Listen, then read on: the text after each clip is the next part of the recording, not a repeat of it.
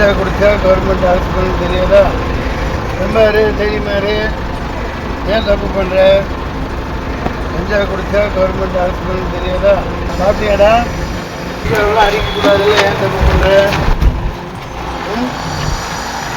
சரிம்மா, இதெல்லாம் படிக்கிறா ஜெயிலுக்கு அனுப்பிச்சாங்கன்னா நல்ல புக்கு படிக்க சொல்லு. போய் சொல்லு, நீ சொல்லு. நிறைய புக்கு இருக்கும், படிக்க சொல்லு. இப்போ பையன் சேர்ட்டு கூட கொடுத்துருக்கோம். அப்படிதான் நினச்சிட்டோம். அதான் இது எடுத்துருக்கோம். தெரியல, பார்த்துக்கலாம். அதான் உங்களுக்கு தான் தெரியும். வயலுக்கு வாங்கிட்டுப்பா. அப்புறம் பிடிப்பானா இல்லையா?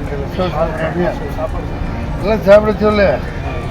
பள்ளிக்கூடம் போனால், காலேஜுக்கு போனால் இவங்க என்னமோ சொல்கிறாங்க, கஞ்சா அடிச்சாங்க. எப்படி இருக்கணும்னு நமக்கு தெரியாது. ஐயா சாப்பிடுங்க. பையனை பத்திரமா கூட்டு வந்து கூட்டு போகிறீங்க. குடிச்சா உண்டு, ஆத்மா கடிச்சா ஜெயில் கிடையாது. இப்போ அது போதை இல்லையோ? இதுதான் போதையோ? அந்த போதை ஒன்று வரலான்னு போட்டு பைபிள் அடிச்சிருப்பானுங்களோ? குடிச்சா ஜெயில், அடிச்சா ஜெயில். மன்சூர் அலிகான் மகனை போலீசார் இப்போ கைது பண்ணிருக்காங்க. கஞ்சா வியாபாரிகளோட தொடர்புல இருந்ததா நடிகர் மன்சூர் அலிகான் மகன் அலிகான் துக்ளக் உட்பட 4 பேர் விசாரணைக்காக கைது செய்யப்பட்டிருக்காங்க.